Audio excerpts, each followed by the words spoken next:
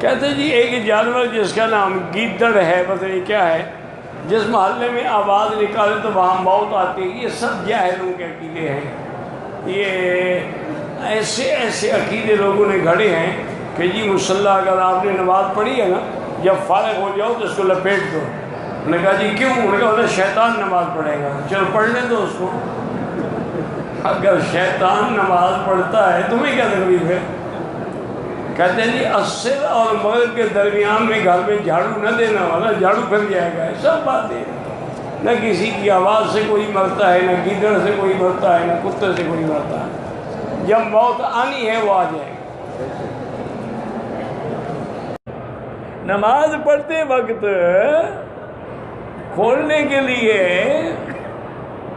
پتہ ٹخنوں کو کھولنے کے لیے پینٹ لپیٹا جائے، پہلے ڈھکے کیوں جائے؟ نماز ہو یا نہ ہو ٹخنوں کا ڈھانپنا تو حرام ہے۔ ویسے ہی یاد رکھیں کہ پینٹ پہننا جو ہے یہ کوئی اچھی علامت نہیں ہے، ایک ہے مجبوری، کمپنی کا آرڈر ہے، نوکر ہے، ملازم ہے، کوشش کیا کریں گے بچے۔ اور یا پھر ایسا کیا کریں کہ جیسے ہمارے برونائی والے کرتے ہیں نا، ملیشین کرتے ہیں کہ اس کے اوپر ایک نماز کے وقت لنگی باندھ لیں تاکہ صحیح نماز ہو جائے۔ اللہ نے سطر کے لیے بنایا ہے نا، پینٹ میں تو ٹانگیں الگ الگ ظاہر ہوں گی، سطر کہاں رہا؟ پینٹ پہننے سے دو ٹانگیں کٹھی رہتی ہیں، الگ رہتی ہیں، تو سطر تو نہ رہا نا، ٹانگیں الگ ہو گئی۔ خاص طور پہ عورتوں کی اگر ہوں تو انا للہ و انا الیہ راجعون۔ پینٹ شرٹ میں نماز ہو جاتی ہے، ہاں جی نماز تو ہو جاتی ہے لیکن مکروہ ہے۔ کوشش کریں کہ اچھا یہ جو میں نے دیکھا ہے برونائی کے لوگوں کو یا ملیشین لوگوں کو، وہ ماشاءاللہ بڑا خیال رکھتے ہیں، حالانکہ وہ پینٹ شرٹ میں ہوتے ہیں لیکن ان کے ساتھ ایک لنگی ہوتی ہے، وہ نماز فوراً لنگی باندھتے ہیں۔ جب لنگی پینٹ کے اوپر آ گئی تو بندے کا عیب تو چھپ گیا نا، نماز آرام سے پڑھ لی، پھر لنگی اتار کے بیگ میں رکھ۔ تو اس لیے کم از کم احتیاط کریں، کوشش کریں۔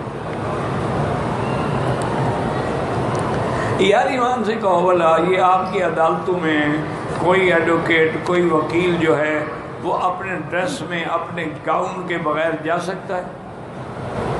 ایک اللہ کا گھر ایسے جیسے بدوی آئے، آ جاؤ، آؤ تو پینٹ میں آ جاؤ، آؤ تو نکر میں آ جاؤ، انا للہ و انا الیہ راجعون۔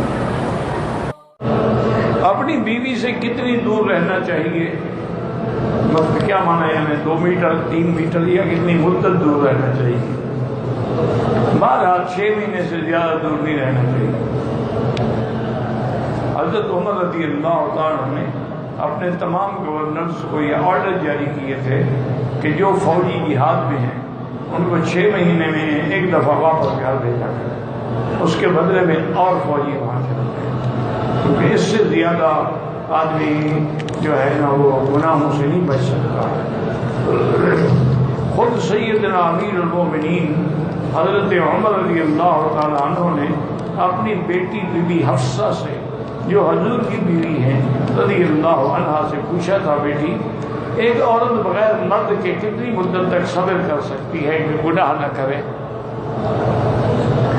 تو بی بی حفصہ نے کہا ابا جان آپ نے قرآن نہیں پڑھا ہے؟ حضرت حیران ہو گیا، کہا کیا مطلب؟ انہوں نے کہا اگر عورت کا خاوند مر جائے عدت کیا ہے؟ انہوں نے کہا 4 اشہر و عشرہ، 4 مہینے 10 دن کا، بس اتنی دیر صبر کر سکتے، اس کے بعد شادی کرے۔ تو جب اللہ نے ایک حد مقرر کر دیا تو بات ختم ہو گئی۔ اگر حاملہ ہے تو بس حمل تک کیوں، پھر تو حمل کی تکلیف سے اس کو زیادہ وہ نہیں ہوگا نا، غلط خیالات نہیں آئیں گے، جو پہلے پیٹ میں بوجھ ہے۔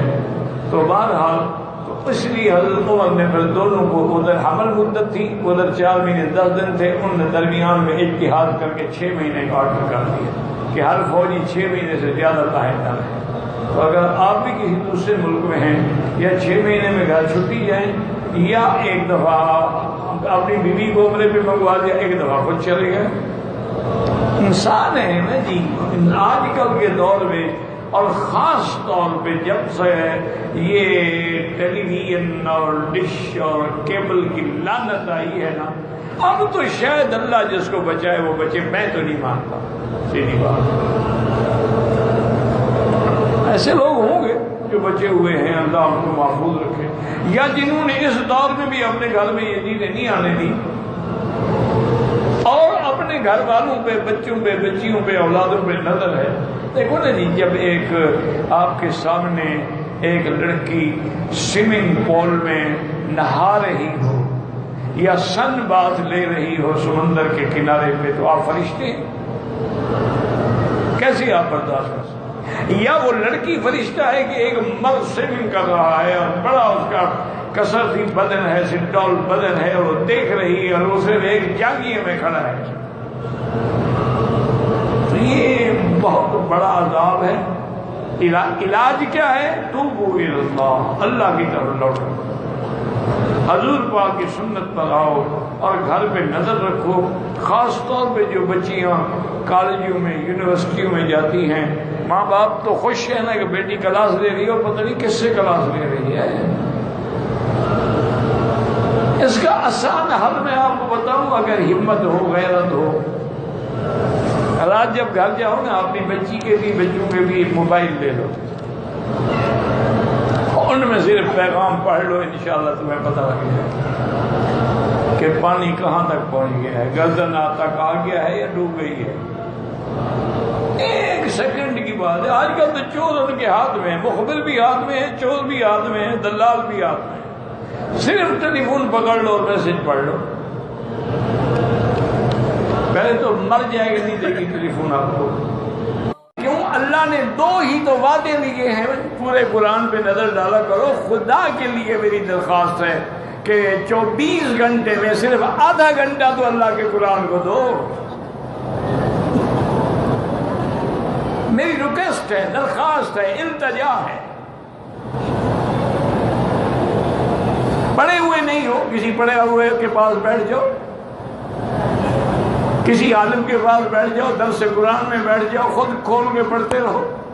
آدھا گھنٹہ صرف قرآن کو دیں، اور قرآن کو جب پڑھیں پاک ہو، بدن بھی پاک، دل بھی پاک، جگہ بھی پاک، دماغ بھی پاک، نہ اندر کفر و شرک ہو، نہ باہر کوئی پلیتی ہو، اور خیال یہ ہو کہ میں آج اپنے اللہ سے باتیں کرتا ہوں۔ اس لیے علماء فرماتے ہیں جو کلام اللہ پڑھتا ہے گویا وہ اللہ سے کلام کر رہا ہے، اور جو حدیث پڑھتا ہے گویا وہ رسول اللہ سے بات کر رہا ہے صلی اللہ علیہ وسلم۔ جب کہتا ہے قال قال رسول اللہ صلی اللہ علیہ وسلم، اور پھر حضور نے کیا فرمایا، تو گویا حضور سے بات کر رہا ہے۔ اسی لیے علماء نے لکھا ہے کہ جس گھر میں سنن ترمذی کی کتاب ہے، حدیث کی کتاب ہے جو امام ترمذی نے لکھی ہے رحمۃ اللہ علیہ نے، وہ فرماتے ہیں جس گھر میں وہ کتاب ہے اور پڑھی جاتی ہے کأن النبی فی بیتہ یتکلم، گویا اس کے گھر میں اللہ کا نبی بیٹھا ہوا کلام کر رہا ہے۔ اللہ اللہ دعا کرو اللہ ہمیں بھی نصیب فرمائے۔ ہم تو بھائی گانوں میں، کہانیوں میں، فلموں میں الجھ گئے، ایمان بھی خراب، عقیدہ بھی خراب، عمل بھی خراب ہو گیا۔ صرف آدھا گھنٹہ دے دو قرآن کو، آدھا گھنٹہ، میں تم سے 24 گھنٹے نہیں مانگتا، صرف آدھا گھنٹہ مانگتا۔ دیکھ کے پڑھ سکتے ہو پڑھتے، اچھا اگر پڑھ نہ بھی سکو نہ دیکھتے رہو، آدھے گھنٹے تک بس دیکھتے رہو قرآن کو۔ 3 چیزیں ہیں دنیا میں جن کے دیکھنے سے بھی رحمت ہوتی ہے، یاد رکھو 3 چیزیں ہیں جن کے دیکھنے سے بھی رحمت ہوتی ہے۔